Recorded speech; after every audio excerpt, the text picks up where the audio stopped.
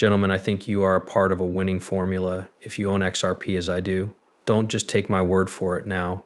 In this little movie, I'm going to offer you a lot of ammunition, make everything extremely clear and explain to you why I think XRP will see tremendous astronomical growth in the upcoming years. Now, all I ever ask of the men is that they know what to do if they enjoy discussing XRP and Ripple. Please leave a comment below with an X. Click like to let us know about and share the content. Inform people everywhere about the real nature of this digital revolution. I want to start by saying that, according to Brad Garlinghouse, you don't need to attend MIT to understand how supply and demand will function with this deflationary asset. Listen to this. Relatively speaking, aside from forks, endowments and institutions exist. Not too long ago, Joey and I sat in on a meeting with some of the biggest institutional money in the world, trying to learn as much as we could about cryptocurrency. That day, they had nothing at all.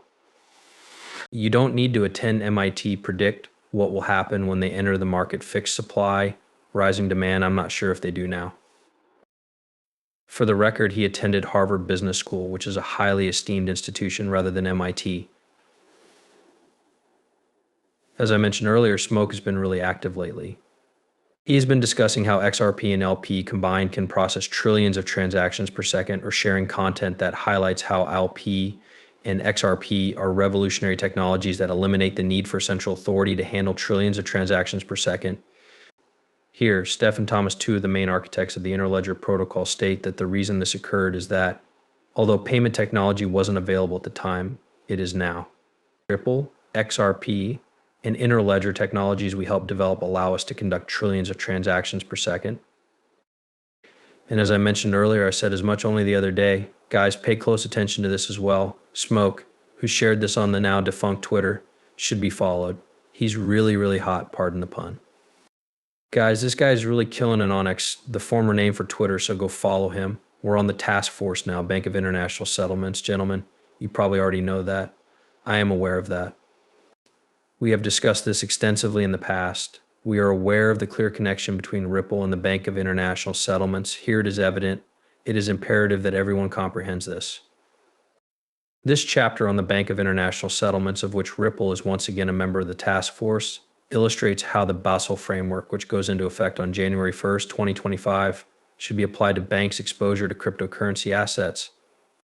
Crypto assets are characterized as private digital assets that rely on distributed ledger systems, cryptography, or related technologies.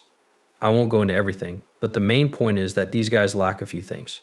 Crypto asset categories are part of the Basel framework, which establishes standards for banking supervision, what these digital assets will require as the digital revolution progresses. The Bank of International Settlements states that cryptocurrency assets must follow ISO 20022 criteria, be interoperable, which XRP is, of course, and be backed by assets like gold. XLM, IOTA, Algo, HBAR, and kwon are all potential XRP and ISO compatible coins. A lot of that garbage simply won't be in the remainder of the market. It appears that ISO coins are the topic of discussion at the moment. I promise that these will be prominently shown when the system is put into place and the switch is flipped. Guys, remember that January 1st, 2025 is the deadline for applying the new crypto asset guidelines specified by the Bank of International Settlements. We're talking months here, not years, and this timing fits nicely with the possible introduction of retail CBDCs as well. Brad Garlinghouse has discussed how stable coins, such as the one we have or will soon have with RLUSD, are really CBDCs. This is presently in operation with central banks located all over the world. It will be RLUSD, and it's anticipated that it will do so after wholesale CBDCs stabilize. Currently, central banks are exhibiting gold hoarding. We have discussed this because, as this chart shows, central banks are holding gold at the quickest rate in modern history. What do they hope to accomplish? As BRICS is doing now, they are bracing for the arrival of cryptocurrencies backed by gold and hedging against the de-dollarization of the market.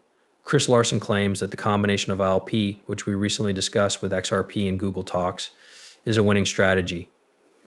Why does this formula work so well? The 1,500 transactions per second rate will not be maintained. Trillions are the subject of our conversation. As I mentioned the other day, there will be an insane amount of cash moving into XRP in terms of burns. With the AM pools expanding along with us, 16 million XRP have locked up. Right present, 300,000 people are locked up on average every day. All we need to wait on now are the XRP-LRL USD pairings. Guys, we too noticed this red to green flip a few days ago when we looked at the altcoin cycle as a whole. This emotion is very similar to what we felt in 2020. It bears a lot of similarities to our current era. And altcoin season arrived a few weeks after the events of 2020. Is this a sign of impending chaos? Many people do hold beliefs. Indeed, currently Lyndon P. Jones discusses the first stablecoin legislation and the roadmap for Ripple's IPO. Stablecoin converts to fiat currency. This enables businesses to register under U.S. cryptocurrency legislation. In 2025, give it a look. And certain companies like Ripple accomplish it before certain others. Therefore, I believe that legislation that will turn stablecoins into actual money is necessary in order to register, examine, and audit those organizations. When they have their IPO, they are already at a different level, really. They subsequently go public for trading. That adds another degree of control. So let's start with the stablecoins.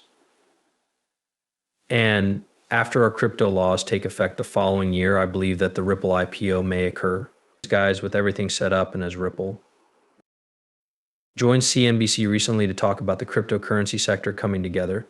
They are a completely dominant force that is just waiting for an eruption on a global scale.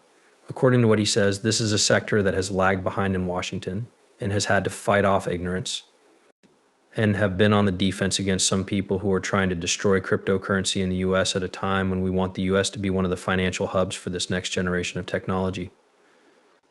I believe these people are ignorant and occasionally they do it on purpose, though I'm not sure if they do it on purpose or not. That's what we want to occur, and it is beginning to take place.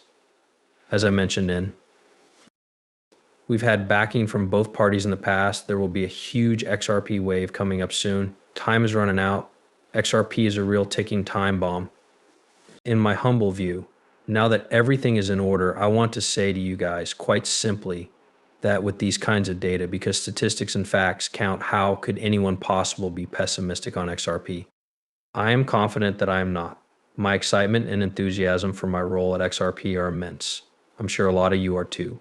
Please share your ideas and opinions in the space provided below. Remember to activate the notification bells. See you in the next one, we hope.